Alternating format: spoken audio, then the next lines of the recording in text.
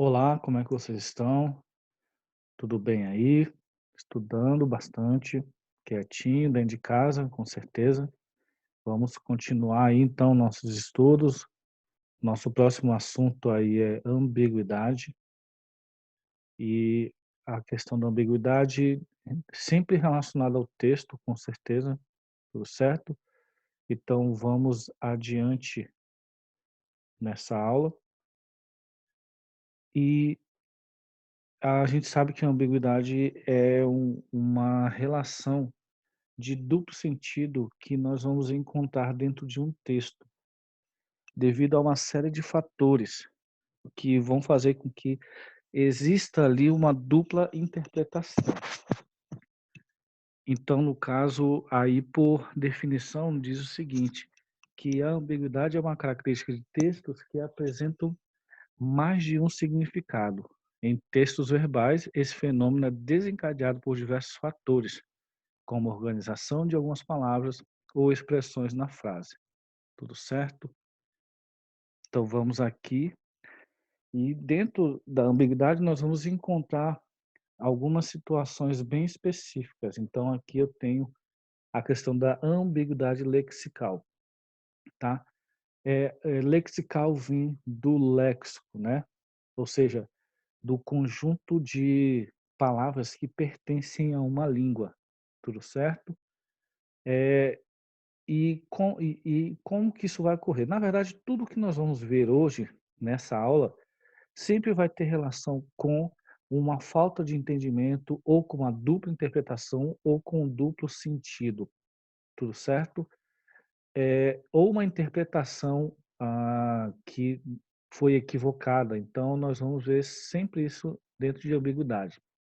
Então aqui tem, por definição, que ocorre quando se usa palavras que apresentam mais de um significado, tornando-se dúbio o contexto em que são empregadas, tá certo? E aí eu tenho essa tirinha que diz o seguinte: "Quer um hambúrguer?" Aí o H fala: "Quero completo, mas suspenda o pepino", tá? Então, prestem atenção nessa palavra suspenda. Ele devia ter dito por quanto tempo, tá certo? O que aconteceu aqui? Nessa situação, o companheiro aqui do H, não entendeu que suspender nesse sentido não ter o pepino ou tirar, né, da composição ali do hambúrguer, o pepino. E no entendimento do colega, do H, era ficar suspendendo ou segurando ou levantando esse pepino, tá. E aí ele até disse quanto tempo ele devia ter dito quanto tempo, que é para ele ficar suspendendo ou segurando o pepino. Ou seja, nós temos uma questão de ambiguidade em relação a uma palavra que pode representar em diversos contextos outros entendimentos. Então, por isso que nós chamamos de ambiguidade lexical, né? Ou seja, a palavra suspenda, ela pode ter vários sentidos. Não que o H ele tenha falado de uma forma dúbia ou com dupla interpretação. A questão é que o colega do H que não entendeu, o que quis dizer suspenda, tudo bem? E ambiguidade fonética, tá? Se a ambiguidade lexical, ela está relacionada à palavra que pode ter diversos entendimentos, né, dentro de uma estrutura sintática, a fonética ela vai ter relação, com aquilo que é dito, com o que é produzido sonoramente, tá? Na questão do entendimento do contexto. E aí, por definição, diz que é um recurso ou ruído proveniente da sonoridade emitida na pronúncia de palavras. Então, eu trouxe aqui essa tirinha que diz o seguinte: "Você tem pastel de R$ 1?" "Tenho sim, aqui."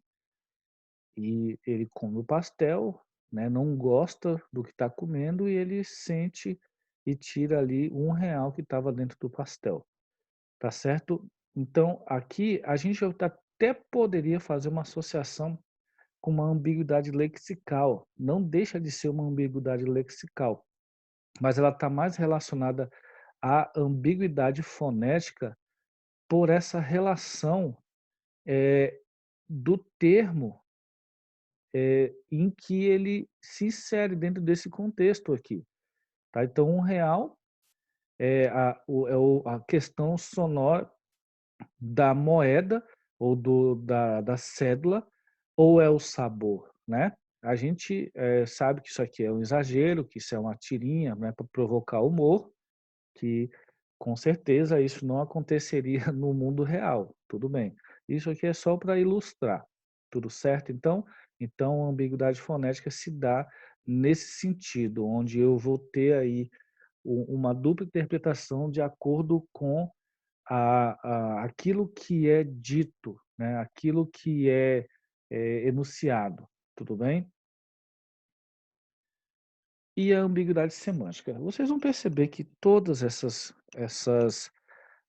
essa tipologia de ambiguidade, elas vão parecer basicamente a mesma coisa, mas se você olhar bem, se você tiver um olhar um pouco mais apurado, você vai perceber aí essa diferença. Quando a gente fala de semântica, a gente está falando, eh, dos grupos de significação que as palavras vão pertencer. Eu já falei isso diversas vezes, e semântica, por exemplo, o campo semântico de uma escola: professor, quadro, quadra de esporte, caderno, livro, caneta, ou seja, são palavras que vão pertencer ao mesmo campo semântico, ao mesmo, mundo de significação, estão dentro de um mesmo contexto, tudo certo? E como que vai ocorrer essa ambiguidade semântica? Ela vai acontecer também dentro do mesmo sentido, onde uma palavra, quando é dita, ela ah, se aproxima de um grupo de palavras que possa ser, dentro do mesmo contexto semântico. Então, por definição, diz o seguinte: ocorre quando elementos do mesmo enunciado causam duplo sentido, certo? Ou seja, dentro da mesma estrutura, eh, essa questão semântica ela vai causar certa confusão, tudo bem? Então diz aqui: o jovem disse ao chefe de seu pai que o admirava muito. Aí qual que é o problema aqui? O problema está aqui, né? Quem que o jovem admirava, né? O jovem admirava o chefe ou ao pai, tá? Então, por que que existiu essa ambiguidade aqui? Porque também, existe a questão da semântica que vai relacionar tanto o chefe quanto o pai, tá certo? Então, por isso que vai ocorrer esse duplo sentido aí, tudo bem? E a ambiguidade sintática? Quando a gente fala de semântica, a gente fala da relação que existe entre os termos de um enunciado, tudo certo?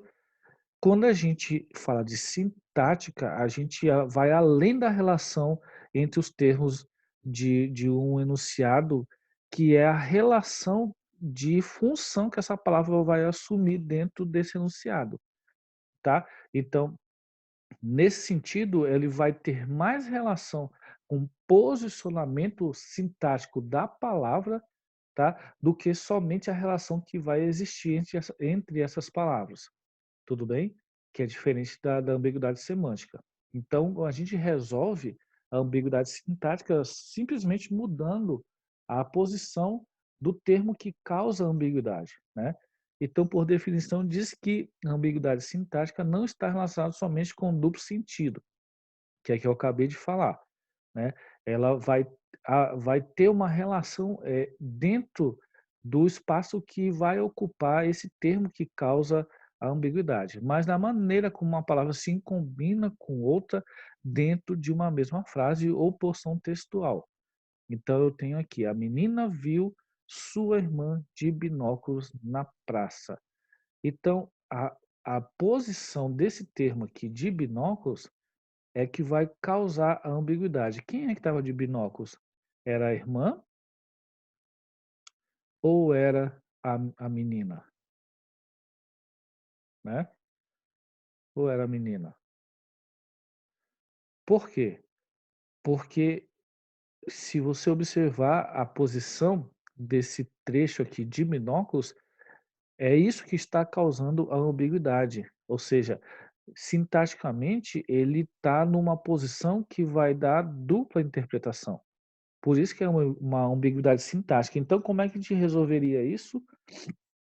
A gente podia colocar a menina de binóculos, certo? Ou seja, não vai abrir o precedente para dizer que a irmã também estava, né? Então, a menina de binóculos viu sua irmã na praça. Então, nesse posicionamento, né, o termo de binóculos vai fazer exclusivamente referência somente à menina e não mais à irmã. Tudo certo? E a gente resolveu mudando sintaticamente a organização dessa oração aqui. Tudo bem? E a ambiguidade de escopo, tá? Escopo quer dizer alvo, mira. É isso que quer dizer escopo, tudo certo?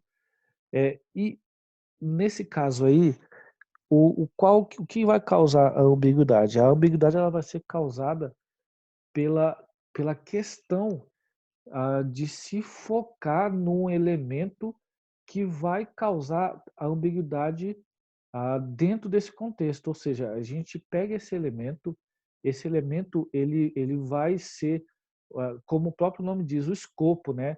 O que vai causar dentro desse contexto todo a ambiguidade. Aí, por definição, diz: pode ser considerada ambiguidade semântica ou estrutural pelo uso de palavras que sugerem diferentes possibilidades semânticas dentro de suas relações na sentença ou no contexto. Então, a gente tem um exemplo aqui. Os alunos trouxeram 3 tipos de suco para a comemoração.